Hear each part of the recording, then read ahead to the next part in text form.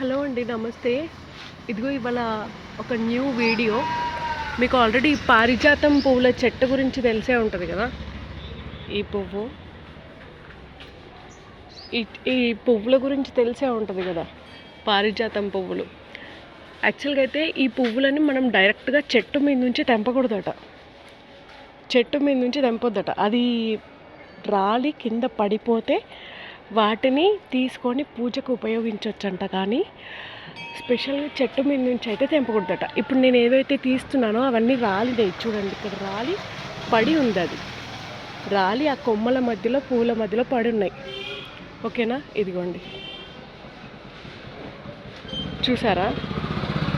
Daily routine ఏంటంటే హనుమాన్ టెంపుల్కి వెళ్ళిన తర్వాత దాని పక్కన దారిలో ఉన్న పారిజాతం పూల చెట్టు మీద నుంచి ఈ విధంగా కలెక్ట్ చేసుకొని అన్ని పువ్వులన్నీ, రాలిన పువ్వులన్నీ కలెక్ట్ చేసుకొని తీసుకెళ్ళి బాబా టెంపుల్లో బాబా పాదాల మీద వేసే అలవాటు ఉందన్నమాట నాకు. ఇది నేను మీకు చెప్పడానికి రీజన్ ఏంటంటే, పారిజాతం పువ్వులు ఎక్కడైతే చెట్టు ఉంటుందో చెట్టు పెట్టుకోండి స్పెషల్గా. ఎందుకంటే ఈ చెట్టుని శ్రీకృష్ణుడు, స్వయాన జగన్నాటక సూత్రధారి అయిన శ్రీకృష్ణుడు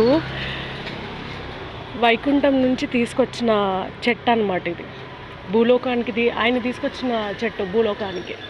సో అందుకని ఈ చెట్టుకున్న పువ్వులు డైరెక్ట్గా తెంపడానికి పర్మిషన్ లేదు మనకి. సో ఇట్లా రాలినవి తీసుకొని కలెక్ట్ చేసుకొని పూజకి ఉపయోగించాలి. అర్థమైందా?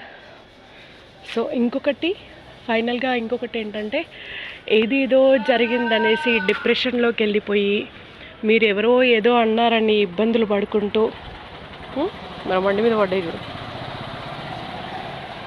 ఎవరో ఏదో అన్నారు, ఎవరో ఏదో ఇబ్బంది పెట్టారు, చాలా రూమర్ క్రియేట్ చేస్తున్నారు, చాలా ఇబ్బంది పెడుతున్నారు, బ్రతకనివ్వట్లేదు అని అనుకున్నా సరే, లైఫ్లో ఎన్ని ఇబ్బందులు వచ్చినా సరే, మీరు ఈ విధంగా నేచర్కి బాగా కనెక్ట్ అయ్యి,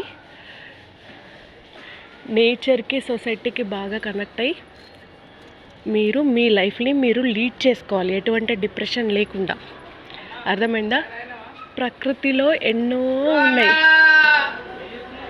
చూడు, జనాల మధ్యలో ఉన్నా నేను ఇప్పుడు, జనాల మధ్యలోనే, కానీ మంచి వాళ్ళ మధ్యలో.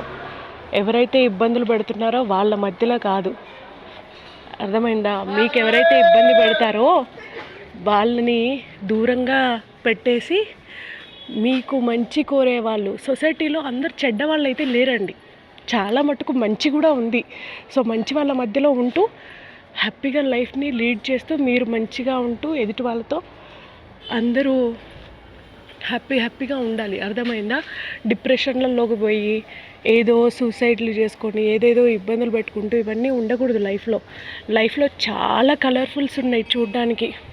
ఇదిగో లైఫ్ ఎంత కలర్ఫుల్గా ఉంటుంది తెలుసా మనం సెట్ చేసుకుంటే.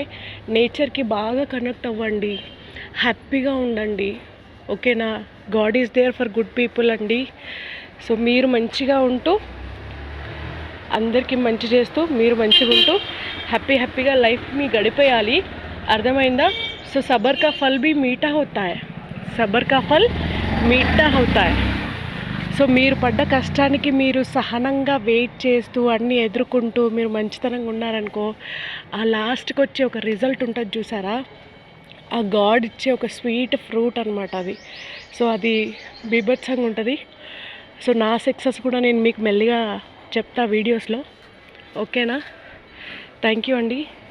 నా వీడియోస్ లైక్ చేయండి, షేర్ చేయండి, సబ్స్క్రైబ్ చేసుకోండి, లైక్ చేయండి, కమెంట్ చేయడం మర్చిపోవద్దు. అఫ్కోర్స్ నా దాంట్లో ఎటువంటి ఎడిటింగ్ లేదు, న్యాచురల్గా నేను వీడియోస్ తీస్తూ మీకు షేర్ చేస్తున్నా.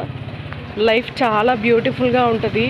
అస్సలకి భయపడొద్దు, బాధపడొద్దు, హ్యాపీగా ఉండాలి. ఓకేనా? చలో, like, share, subscribe and comment. ఇట్లు మీ శ్రేయోభిలాషి.